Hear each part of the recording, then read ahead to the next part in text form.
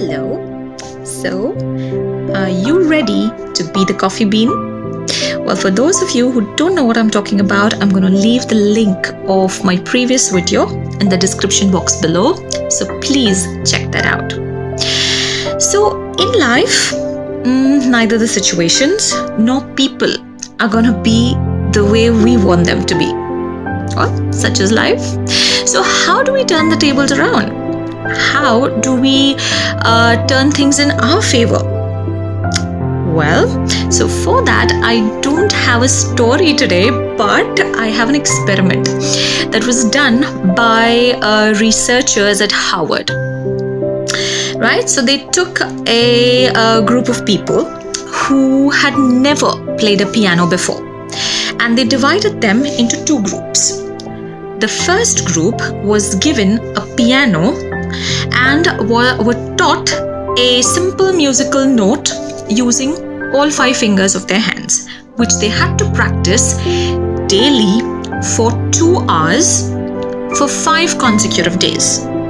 The second group was given the same musical note to be practiced daily for 2 hours for 5 consecutive days, but they were not given the piano. They had to practice the same musical note only in their imagination, mentally, without even moving a single finger. So after 5 days, when the brain scans of both the groups of volunteers were done, they were shocked to find that there was absolutely no change, or there was no difference in the brain scans of both the groups of people, whether they practiced it physically or they practiced it mentally. So basically, when any activity is repeatedly done, whether physically or mentally, our brain loses the ability to differentiate between what is real and what is imaginary. So, what is its use in our life? So let me explain that to you with a real life story of me. So when I had to give my driving test, so every country has its own rules. So when I moved to a different country, I was told that the driving test is extremely difficult. Very few people pass in the first attempt and this, that. So I had a lot of tension and pressure on me.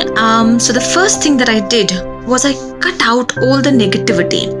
I refused to listen to any negative information. I refused to speak to people who had not cleared the exam in their first attempt. Okay, that was the first step. Second thing that I did was I used gratitude. I thanked every person, and especially my driving instructor, in my mind, and obviously whenever I met him, that I was thankful to have such a good driving instructor, such opportunities to practice, learn, and then give my exam. At every step, I was thankful. And I imagined myself going for the exam, not with the fear that I hope everything goes fine, but I went with the determination that I'm going to walk out of the examination center with my pass certificate. And I very clearly visualized me standing with my pass certificate against the car that I was going to drive. And voila, I passed in my first attempt, and I managed to take this exact picture. I hope you can see it. Holding my pass certificate, standing against the exact same car. Right? So, the first thing is have a clear vision of what you want. Second, use gratitude as a powerful tool, right? And imagine yourself as if it's already done. Okay? Now let me give you a second example. Second example is that of about 8 years back, when I didn't even know what visualization actually is. So 8 years back, I imagined for a friend, a loved one, that he is getting a gold medal in his master's after clearing his master's exam, his MD. And even though he never believed in it, I did. Okay, and I always imagined him wearing his graduation robe and he receiving the gold medal by one of the deans or the HODs of the university. Voila! And this is the exact picture I managed to click at that time, which I imagined. So as I said, I did not even know what I was doing. I did not know what visualization was, but I believed in my vision. So it's very important to believe in what you want. Many a times when we ask for something, and by the time we receive that, there's a huge time gap.